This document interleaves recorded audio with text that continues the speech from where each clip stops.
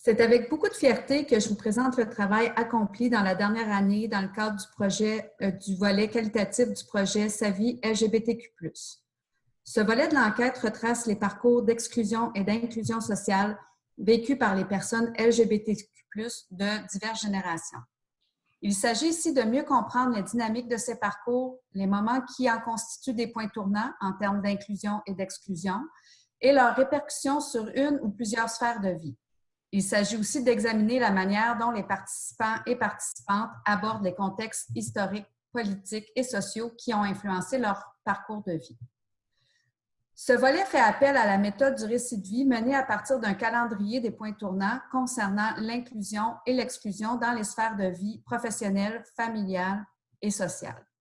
Cette méthode du récit de vie permet d'analyser de façon fine comment les différentes formes d'inclusion et d'exclusion sont vécues et quels sont leurs effets cumulatifs au fil des trajectoires de vie. Les récits permettent aussi de saisir comment les participants et participantes évoquent les changements législatifs et l'adoption des politiques publiques favorables à l'inclusion de nos communautés depuis 1969. Nous nous attendons donc à ce que ces références varient selon l'âge des personnes rencontrées, les personnes aînées ayant connu la criminalisation de l'homosexualité, alors que les plus jeunes ont grandi avec le mariage civil et les droits parentaux pour les couples de même genre. Notre méthode d'analyse est biographique et permet de rendre compte de la relation existant entre l'histoire de chacune des personnes qui nous ont confié leur parcours de vie et celle de la société québécoise. Les récits de vie ont été recueillis lors d'entretiens individuels réalisés en 2 temps, dans des délais rapprochés. Le premier entretien visait l'élaboration d'un calendrier de vie. Pour ce faire, nous avons alors exploré 3 domaines de vie spécifiques. La famille, celle dont on est issu, celle qu'on crée et celle que l'on choisit, le travail et les réseaux sociaux dans lesquels on évolue. Nous avons également exploré le cheminement des personnes rencontrées en regard de leur orientation sexuelle et de leur identité de genre. Le deuxième entretien était l'occasion de cibler 3 à 5 points tournants s'étant produits dans la vie des personnes rencontrées.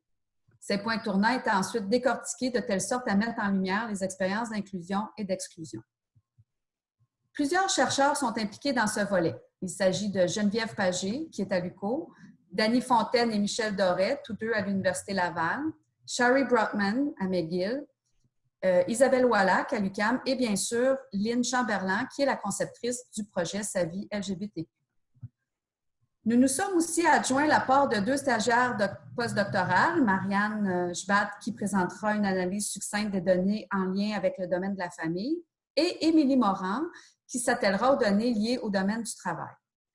Toutes 2 seront donc responsables dans leur domaine respectif de planifier le travail d'analyse, d'effectuer les analyses et de contribuer à la diffusion des résultats sous la supervision des professeurs qui sont liés à ces 2 domaines, soit Lynn Chamberlain, Geneviève Pagé et moi-même. Le recrutement du volet 2 a été complété à l'été 2020. Si au départ, nous souhaitions rencontrer 150 personnes, ce sont finalement 137 personnes qui ont accepté de nous rencontrer.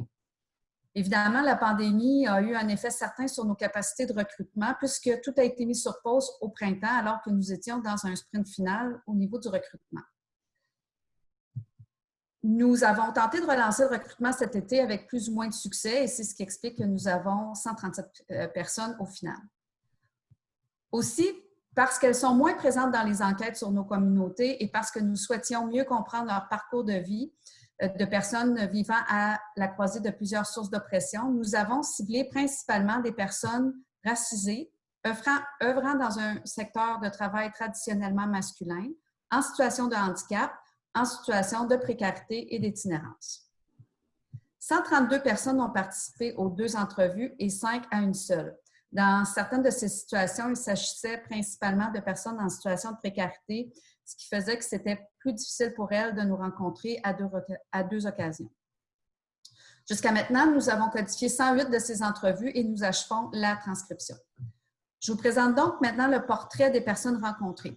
Notez toutefois que les données sont basées sur un échantillon de 134 personnes plutôt que 137, puisqu'il manque actuellement la complétion de 3 formulaires sociodémographiques que nous avons en version papier, mais qui n'ont pas été téléversés dans la base de données au moment de l'élaboration de cette présentation. Donc, La moitié de notre échantillon s'identifie comme gay, lesbienne ou homosexuel, alors que 41 s'identifient plutôt comme bisexuel, pansexuel ou queer. Par ailleurs, près de 50 personnes s'identifient comme une personne trans ou non-binaire ou encore d'une identité de genre autochtone ou d'une autre identification culturelle. Une très grande majorité des personnes rencontrées a passé une partie de sa vie à l'extérieur de Montréal ou de Québec. Par ailleurs, si nous avons fait des efforts marqués pour rencontrer des personnes aînées, force est de constater que notre échantillon est plutôt jeune alors que les 2/3 ont moins de 50 ans. Notons à ce propos que certains participants n'ont pas souhaité nous révéler leur âge, c'est ce qui explique qu'on arrive à 118 là, plutôt que 134 au niveau des données sur l'âge. Au moment de l'entrevue, la moitié des personnes rencontrées vivaient dans la région de Montréal ou de Québec, alors que l'autre moitié était répartie sur le territoire québécois, principalement en Estrie, en Outaouais et dans Chaudière-Appalaches. Nos efforts de recrutement à l'endroit des personnes habitant en région expliquent le fait que nous avons rencontré des personnes participantes dans 15 des 17 régions administratives du Québec. 54 personnes ont mentionné vivre avec au moins un handicap. Il ne s'agit pas nécessairement d'un handicap physique, 43 d'entre eux ayant un handicap diagnostiqué, alors que 35 personnes se sont déclarées appartenir à un groupe minorisé, dont 17 en fonction de la couleur de la peau. Nous sommes assez insatisfaits du nombre de personnes racisées que nous avons réussi à rencontrer. Nous avons mis en place différentes stratégies pour mieux pouvoir rejoindre les personnes racisées, mais manifestement avec un succès mitigé. Il s'agit aussi d'un groupe fortement scolarisé, alors que plus de la majorité des études ont des études collégiales ou universitaires. 38 sont parents, et c'est ce dont Marianne va nous entretenir plus en profondeur bientôt. Sur les 118 personnes non hétéros de notre échantillon qui sont insérées en emploi, 91 ont dévoilé leur orientation sexuelle à plus de 20 de leurs collègues, supérieurs et clientèle. Pour les 58 personnes trans également insérées en emploi, c'est 24 d'entre elles qui ont fait la même chose. Environ 2/3 de nos participantes et participants considèrent avoir une bonne sécurité d'emploi, alors que les 2/3 gagnent moins de 60 000 $ par année. Alors, ça fait le tour du portrait de l'échantillon. Évidemment, ces entrevues constituent une somme d'informations exceptionnelles sur le parcours de vie des personnes de nos communautés. Et pour témoigner de toute la richesse du matériau qu'on a récolté, je cède la parole à Marianne pour qu'elle fasse état des analyses préliminaires de certaines données sur la famille. Merci beaucoup, Isabelle. Donc, comme Isabelle vous a dit, moi, les objectifs principaux du postdoctorat que je suis en train de mener, que j'ai commencé tout dernièrement, c'est donc de planifier l'analyse des données pour le volet famille. Moi, je suis vraiment spécifiquement en famille, d'animer des activités de mobilisation de connaissances et aussi donc de rédiger des articles scientifiques ou des rapports scientifiques triangulant les données sur la famille. Pour le moment, comme Isabelle l'a dit, les analyses que je fais dans le cadre de mon postdoctorat sont donc tirées des données qualitatives, donc ce qu'Isabelle vient de nous présenter en termes de données sociodémographiques, donc sur les 137 entrevues. C'est pas exclu qu'on va peut-être inclure aussi les analyses qui vont ressortir des données quantitatives, mais sachez que vraiment pour le moment, ce que je vous présente s'appuie vraiment sur les données qualitatives. J'aimerais aussi rappeler en amont, comme Isabelle l'a bien dit, que les objectifs de la recherche SAVI, ce n'était pas spécifiquement de rendre compte des expériences familiales des personnes LGBTQ+, mais vraiment d'explorer de façon plus vaste les différentes formes d'exclusion et d'inclusion qu'on vécu ou que peuvent vivre ces personnes dans différentes sphères de leur vie. Donc, l'analyse qu'on fait ne porte pas sur toute l'entrevue. Moi, je vais pas explorer toute l'entrevue, mais vraiment une partie de l'entrevue, celle où les participants et les participantes abordent vraiment la question de la famille. En partant du principe que la famille, c'est un des espaces de socialisation les plus importants dans la vie d'une personne, il nous apparaissait essentiel de cibler cette dimension pour cibler les différentes formes d'inclusion et d'exclusion que peuvent vivre ou qu'ont pu vivre les personnes rencontrées au sein de cette structure. Donc, on peut changer la diapo. Isabelle aussi vous l'a dit, donc je pense que c'est important de reconnaître en amont que la notion de la famille n'est pas restreinte à la famille d'origine. Dans le projet de SAVI, la notion de famille était déclinée en famille d'origine, famille constituée, donc la famille que les participants et les participantes décident de fonder, et la famille choisie. La famille choisie, elle est fondamentale lorsqu'on se penche sur les études qui relèvent des communautés marginalisées, notamment des communautés LGBTQ+, parce qu'elle agit comme une importante source d'identification, de soutien et parfois de resignification des liens familiaux. Donc, c'était vraiment important d'avoir une conceptualisation large de ce qui constitue la famille pour les personnes LGBTQ+.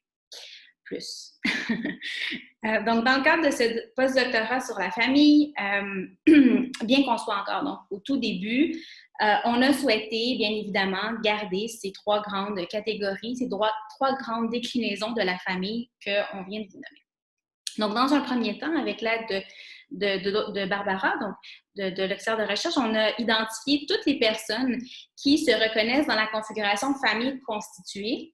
On a ressorti les entrevues de toutes les personnes donc, qui ont fondé une famille, qui ont des enfants ou des beaux-enfants et ou qui se considèrent comme parents ou comme beaux-parents ou comme figure parentale.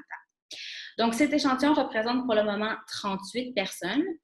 C'est possible qu'il augmente légèrement parce qu'on n'a pas, comme Isabelle l'a dit, on n'a pas terminé la codification des 137 entrevues, mais en général, on peut estimer que ça va tourner autour d'une quarantaine de personnes qui correspondent à cette catégorie. En retournant dans les entrevues, on a cherché à identifier tout d'abord les différents types d'entrées en famille de ces personnes. Donc, comment elles ont fait famille. Et ensuite, on a tenté de soulever les expériences d'exclusion et d'inclusion que ces personnes vivent au sein même et ou avec leur famille constituée.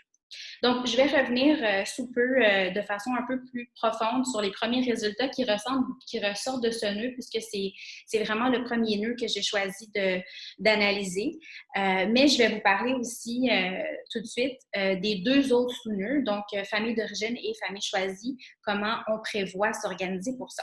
Donc, pour le nœud famille d'origine, il va être question de chercher à identifier quelles sont, encore une fois, les différentes formes d'inclusion et d'exclusion qu'ont vécues ou que vivent les personnes concernées avec les membres de leur famille d'origine dans son sens le plus classique. Donc, on fait référence ici aux parents, grands-parents, fratries, oncles, etc.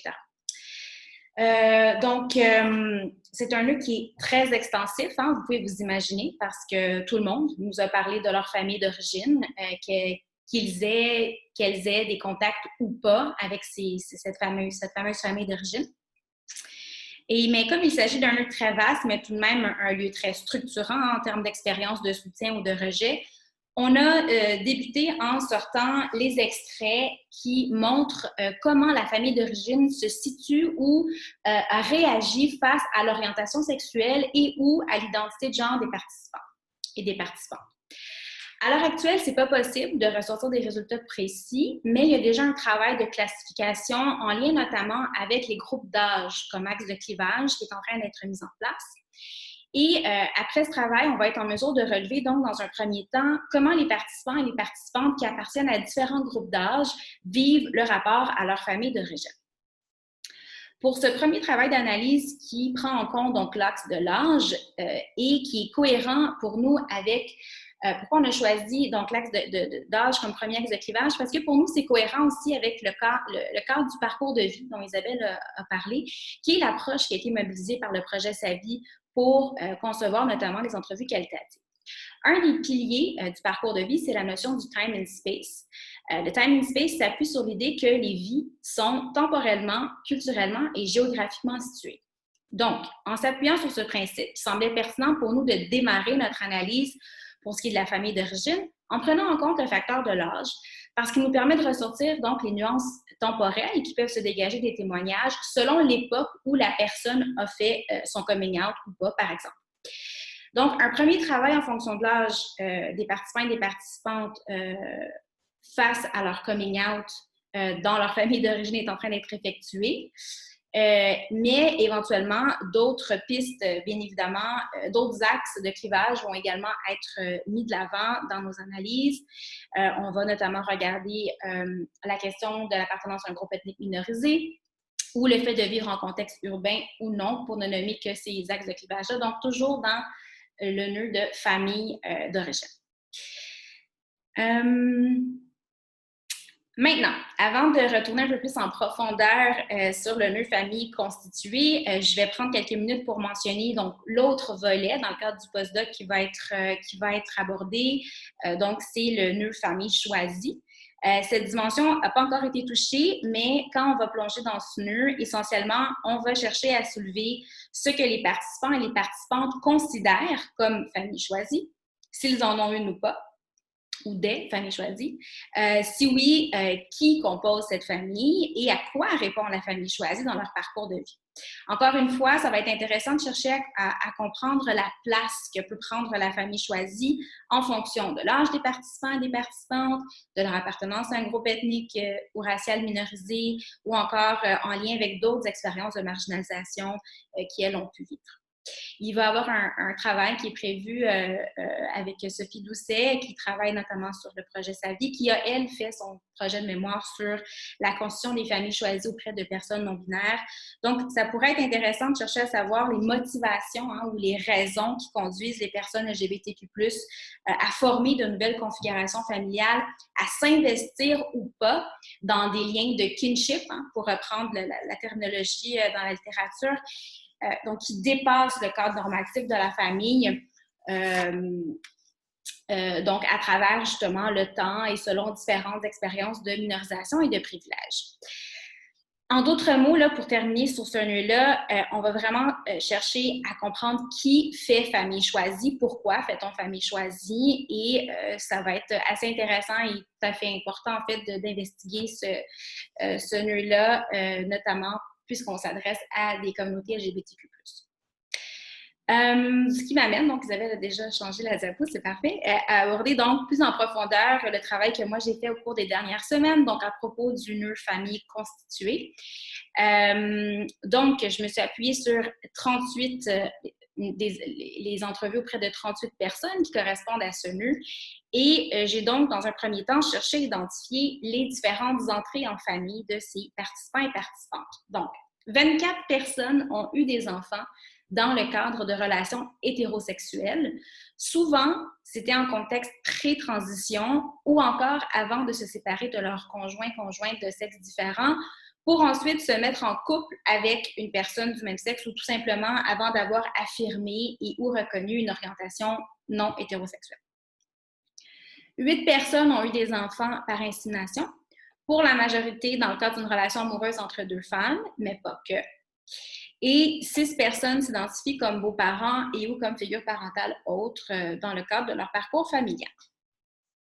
On peut changer. Ouais. Au-delà de cette description qui est plus factuelle de notre échantillon, je pense que c'est pertinent de rappeler aussi qu'avec le volet qualitatif, on ne cherche pas à établir une représentation statistique des familles LGBTQ+ du Québec, loin de là. L'analyse que je fais s'appuie sur des parcours individuels, des parcours uniques, et même si certaines expériences peuvent se croiser et que certains participants et participantes, que les expériences peuvent se croiser entre les participants et participantes, il n'est pas question de tirer des généralités sur les expériences des familles qu'on a rencontrées ici. Je tiens aussi à dire, et Isabelle l'a mentionné, que l'équipe Sa vie avait vraiment un souci de rencontrer des personnes qui sont généralement exclues des recherches, qui sont plus difficiles à aller chercher et qui vivent des expériences de marginalisation multiples. Ce sont des personnes qu'on pourrait dire qui vivent généralement en marge de la marge. Selon moi, ça représente vraiment une des richesses de la recherche. Parce qu'on a accès à des parcours de personnes trans, on a accès à des parcours de personnes réfugiées, certaines personnes âgées de 60 ans et plus, des personnes qui vivent en région ou en contexte agricole, quelques personnes autochtones aussi, quelques personnes appartenant à des groupes ethniques minorisés. Et vraiment, je suis en train donc d'analyser les données et ça ressort. Donc, cette unicité, le côté unique des parcours, il ressort et on le voit puisque les personnes justement qui ont été recherchées ne rentrent pas généralement dans les personnes qu'on va rencontrer habituellement dans la recherche. Donc, je pense que c'est important de le mentionner parce qu'il s'agit vraiment ici de rendre compte de la complexité de ces parcours-là et vraiment de leur caractère intersectionnel. Donc, ça m'amène à vous parler un petit peu des expériences d'inclusion et d'exclusion qu'ont vécu ces personnes-là au sein de leur famille constituée ou avec leur famille constituée. Il y a 14 personnes trans dans les 38 personnes rencontrées, donc 10 femmes trans et 4 hommes trans qui ont eu des enfants. Dans ce groupe de 14, il y a seulement 2 personnes qui ont eu leurs enfants après ou pendant leur transition. C'est le cas d'un homme trans racisé et queer qui a fait un don de vulve à sa partenaire et qui a eu un enfant avec elle. C'est aussi le cas d'une femme trans racisée réfugiée qui a eu ses enfants avec son conjoint une fois arrivé au Canada. Le couple a eu recours à une mère porteuse pour fonder leur famille. Et dans les 2 cas, les enfants nés de ces unions sont encore jeunes, ils ont moins de 3 ans, et ils ne sont pas au courant du fait qu'un de leurs parents est une personne trans. Donc, j'ai une citation de la mère trans racisée qui a eu des jumeaux par l'intermédiaire d'une mère porteuse qui dit « Mes enfants ne sont pas au courant de mon identité de genre, ils sont trop petits, mais plus tard, oui, je vais leur dire, je pense que quand ils auront 11 ans, on va leur parler de la mère porteuse et de leur identité. » On peut changer. Sinon, les 12 autres personnes trans qui ont eu des enfants, les ont tous eu dans le cadre de relations hétérosexuelles pré-transition. Pour la grande majorité, les enfants savent que leur parent est en processus de transition ou a fait une transition. Cependant, ce ne sont pas tous les parents qui ont conservé des liens avec leurs enfants ou avec leur ex-partenaire suite à leur transition. Donc, par exemple, ici, j'ai sorti la citation de la participante 453, une femme trans queer. Elle nous dit « Au début de la transition, la relation avec ma fille était excellente. J'ai commencé à lui annoncer que sa mère et moi, on se quittait. Elle avait 15 ans. Puis, je lui ai dit que j'avais autre chose à lui annoncer et elle m'a dit « Tu es trans. » Elle m'a dit qu'elle s'en doutait. Tout se passait bien jusqu'en mars dernier de cette année. Elle a décidé de sortir carrément de ma vie sans explication. Je lui ai demandé et elle m'a répondu que sa psy lui avait dit que c'était mieux de se tenir loin de moi. Mon ex m'a dit que si je n'avais pas de nouvelles, c'est parce que je le méritais. La participante a pleuré. Je me disais que je pouvais probablement tout perdre, mais pas elle. C'est un grand trou. Donc, malgré le fait que les relations parents-enfants ont été affectées négativement pour certaines participantes trans, là, comme on a pu voir dans la citation que j'ai relevée, ce n'est pas le cas pour tous et toutes. Il y a d'autres participants, notamment ceux et celles qui ont des enfants en bas âge, continuent d'avoir de bonnes relations avec leurs enfants et se sentent généralement soutenus par l'entourage immédiat. Cependant, pour certaines, le changement d'appellation, et ça, je l'ai noté dans 2 entrevues, le changement d'appellation de papa ou de maman, selon le genre choisi par la participante, demeure complexe pour certains enfants. Donc, j'ai quelques extraits ici de témoignages de parents trans par rapport à la relation avec leurs enfants. La participante 364, une femme trans lesbienne qui nous dit « Par rapport à mon changement de sexe, ils m'ont toujours connue en tant que leur papa. J'avais une super relation avec eux. Je suis proche de mes enfants. C'est arrivé il n'y a pas si longtemps, au mois de décembre dernier. Je leur ai dit qui j'étais réellement. Ils avaient 11 et 7 ans, donc on voit qu'ils sont plus jeunes. Sur le coup, ça a été un choc, mais ils ont quand même bien accepté la chose. Je suis encore super proche d'eux et ça se passe super bien. » On a aussi la participant 203, un homme trans pansexuel qui nous dit « Mon enfant a grandi en me voyant changer avec la barbe et tout. Pour lui, je suis sa mère. Il m'appelle maman, mais il n'a absolument aucun problème à savoir que je fais le changement pour devenir un homme. Donc, lui, il est très ouvert. »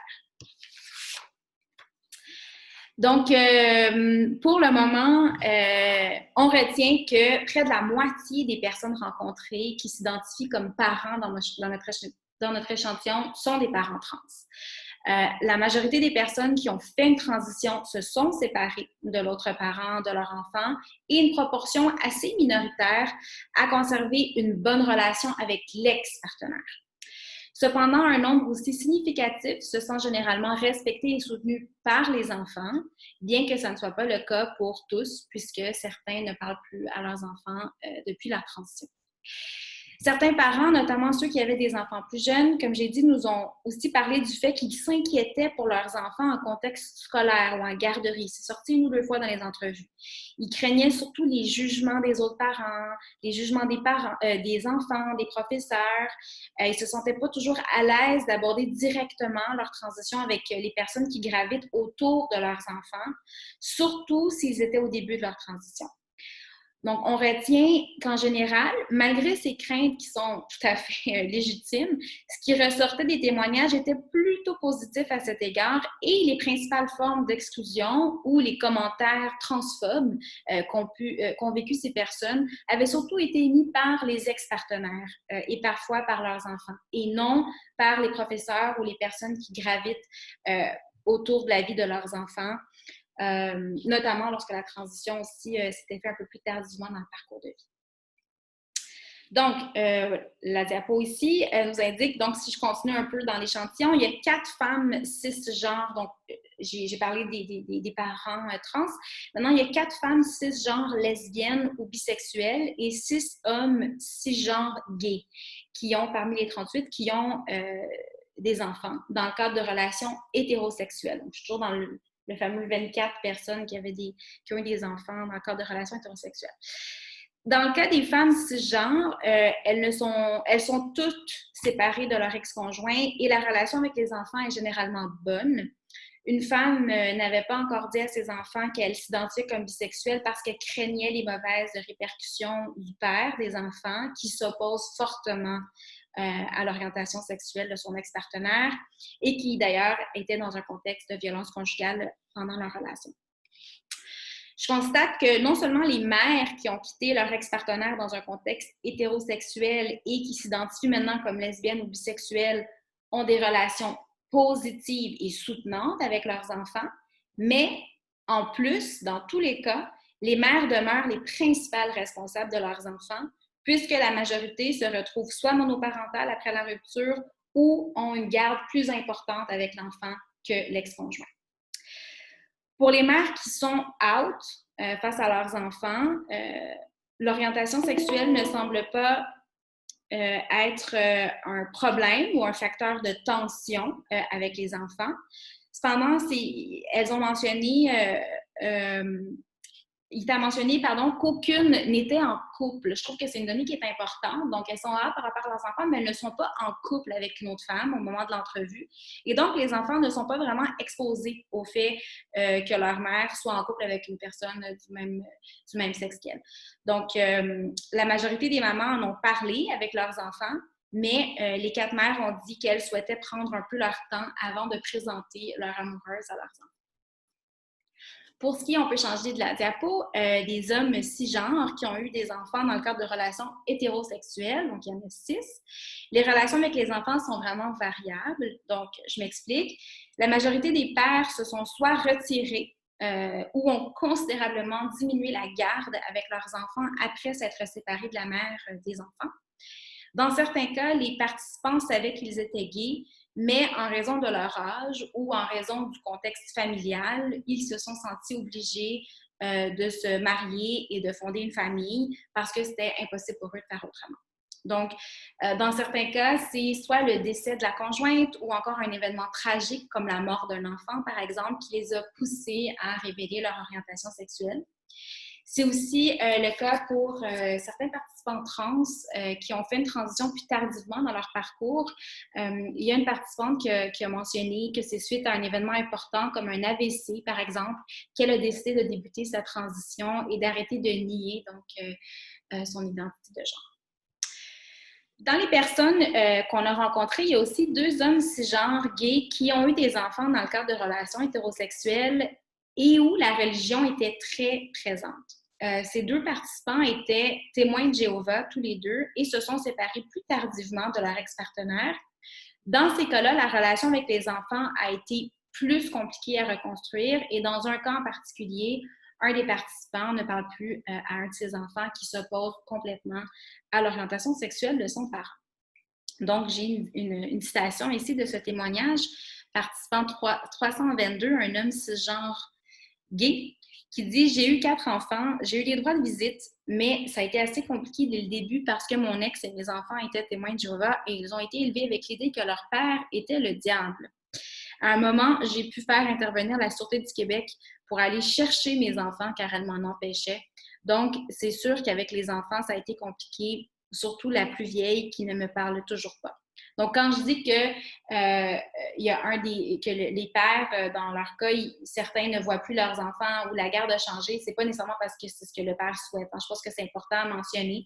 Il y a vraiment eu certaines barrières qui ont pu être mises soit par l'ex-conjoint, soit par l'entourage suite à la révélation de l'orientation sexuelle du parent. Donc, si on continue avec les données, on a rencontré 8 personnes qui ont eu des enfants par insémination. Ce sont principalement des femmes lesbiennes, bisexuelles ou queer. Et dans ces cas-ci, en général, la relation avec les enfants, elle est positive et une majorité de ces personnes sont en couple avec l'autre parent. Quelques personnes ont parlé des injonctions qu'elles peuvent ressentir à devoir expliquer qu'il n'y a pas de père dans la configuration familiale et que parfois les enfants se font poser des questions à l'école qui soulignent donc des micro-agressions quant à leur modèle familial. J'ai sorti une citation pour exemplifier ça.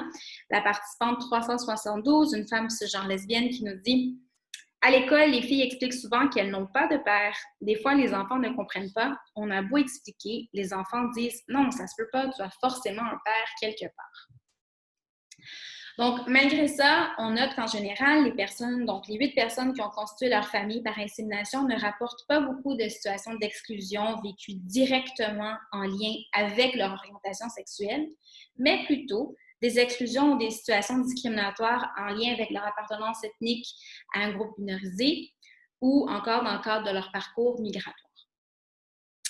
Et finalement, on a rencontré 6 personnes qui s'identifient ou se sont identifiées à un moment dans leur parcours comme beaux-parents ou comme figure parentale. Ces trajectoires, encore une fois, sont variables et ce ne sont pas tous les participants et les participantes qui ont conservé des liens avec les enfants envers lesquels ils étaient impliqués à un moment dans leur vie. Cependant, dans 2 cas, il s'agit de femmes cisgenres lesbiennes qui s'identifient comme belles-mères d'enfants qui sont nées de relations hétérosexuelles antérieures. Notamment dans un cas en particulier, la participante dit vraiment se sentir soutenue par les enfants de sa conjointe qui a 5 enfants nés d'un mariage hétérosexuel antérieur. Et elle se sent à sa place, elle sent qu'elle peut s'impliquer dans la vie des enfants et surtout que ces derniers ne sont pas dérangés par l'orientation sexuelle ou les changements dans la vie de leur mère. Et les enfants ont entre 4 et 18 ans. Donc, encore une fois, des tranches d'âge un peu plus jeunes. Donc, je vais m'arrêter ici pour cette première analyse préliminaire du nœud famille constituée, qui est donc le nœud vraiment sur lequel je me suis le plus attardée. Bien évidemment, on va continuer à approfondir nos analyses et faire ressortir donc les différentes formes d'inclusion et d'exclusion que vivent les personnes au sein de leur famille d'origine, de leur famille constituée et de leur famille choisie. Et je vous remercie pour votre attention. Isabelle et moi, on a très hâte de recevoir vos commentaires et de répondre également à vos questions. Donc, merci beaucoup. Le son. Merci, Marianne. Vous vous doutez bien que tout ce travail-là est possible que grâce à l'appui d'une équipe de recherche dévouée et compétente. Le projet de partenariat SAVI LGBTQ+, est chanceux de pouvoir compter sur des auxiliaires vraiment exceptionnels. Donc, je vous présente ceux et celles qui ont procédé à la collecte de données, à la transcription du matériel. Alors, il y a Antoine, Mariquet, Sophie, Roxane, Caroline, Marie-Geneviève, Marie-Christine, Mélanie, Barbara et Gabrielle. Tous et toutes sont dévoués depuis plusieurs années dans le projet, ont travaillé avec nous, certains d'entre eux et elles, à l'élaboration même des outils de collecte de données. Et on a aussi une équipe qui a été plutôt mandatée pour faire les transcriptions, ce qui représente une somme de travail évidemment colossale. Alors, on a Jonathan, Mariquet, Sorani, Roxane, Sey, Maxime, Marie-Christine et Mélanie. Donc, on peut tous et toutes les remercier parce que sans eux et sans elles, ce travail-là n'aurait évidemment pas pu se faire là, comme il s'est fait actuellement. Donc, la prochaine année va être consacrée à la complétion du traitement du matériau de recherche. Nous prévoyons avoir terminé la transcription à la fin décembre, la codification en janvier prochain, et l'année sera principalement consacrée à l'analyse des données. L'an prochain, nous serons en mesure de diffuser plus largement les données qui auront émergé de ces parcours de vie que nos participants et nos participantes nous ont si généreusement confiés. Alors, on vous remercie et on est prêt pour vos questions.